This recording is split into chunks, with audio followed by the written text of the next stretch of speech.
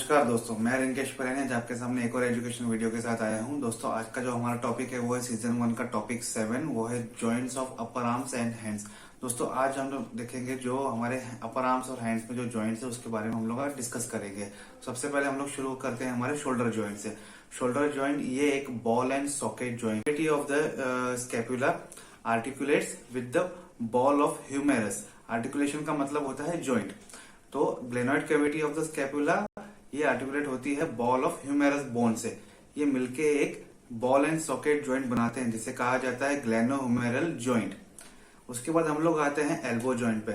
Elbow joint जो है ये यहाँ पे दो तरह के आर्टिकुलेशन होते हैं। सबसे पहला आर्टिकुलेशन होता है कि trochlear notch of ulna articulates with the trochlea of humerus. दूसरा जॉइंट होता है head of the radius articulates with the capitulum of the humerus. तो दोनों जॉइंट मिला के एल्बो जॉइंट बनता है। दोस्तों जो रेडियस और अल्ना है ये दोनों आपस में एक जॉइंट आपस में भी जुड़े रहते हैं। तो ये ऊपर से भी जुड़े रहते हैं और नीचे से भी जुड़े रहते हैं। तो ऊपर मतलब एल्बो साइड से जहां से जुड़े रहते हैं उसे कहा जाता है प्रोक्सिमल साइड। तो उसे इस जॉइंट को कहा जाता है प्रोक्सिमल रेडियो अल्नर जॉइंट। उसके बाद रेडियस और अल्ना बोन जहां से नीचे से ज्वाइंट होते हैं मतलब डिस्टल साइड से ज्वाइंट होते हैं, यानी कि रिस्ट साइड से जहां से ज्वाइंट होते हैं तो उसे कहा जाता है डिस्टल रेडियो अल्नर जॉइंट। ये दोनों बोन्स आपस में एक मेम्ब्रेन के थ्रू ज्वाइंट होते हैं, इसे कहा जाता है इंटरएक्शियस मेम्ब्रेन।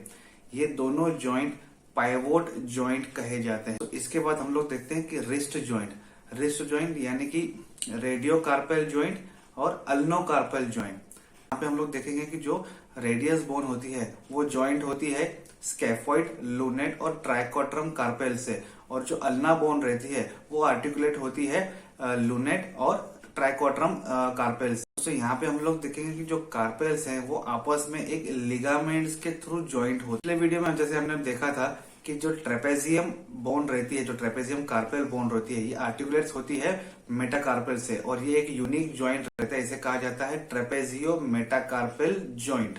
तो देखेंगे जो बाकी के जो मेटाकार्पेल्स है वो जो कार्पेल से ज्वाइंट होते हैं वो कार्पेल्स होते हैं ट्रेपेजियम, ट्रेपेजॉइड, स्कैफॉइड और जॉइंट मिलके बनाते हैं कार्पो मेटाकार्पल जॉइंट्स। उसके बाद जो मेटाकार्पल्स रहते हैं वो जहां फेलेंजेस से जुड़ते हैं उसे कहा जाता है मेटाकार्पो फेलेंजियल जॉइंट। कहते हैं जो फेलेंजेस रहते हैं ये इसके तीन नाम रहते हैं, प्रोक्सिमल, इंटरमीडिएट और डिस्टल। तो ये फेलेंजेस या फेलेंजेस रहते हैं, जैसे इसका हमने पहले भी देखा है कि इनके नाम रहते हैं प्रोक्सिमल, इंटरमीडिएट और डिस्टल। तो प्रोक्सिमल और इंटरमीडिएट जहां जुड़ते हैं उसे कहा जाता है प्रोक्सिमल इंटरफेलेंजियल जॉइंट PIP, और डिस्टल और इंटरमीडिएट फेलेंजेस जहां जुड़ते हैं उसे कहा जाता है डिस्टल इंटरफेलेंजियल जॉइंट यानी कि DIP। और हमारे अंगूठे में जो रहता है ये प्रोक्सिमल और डिस्टल रहता है।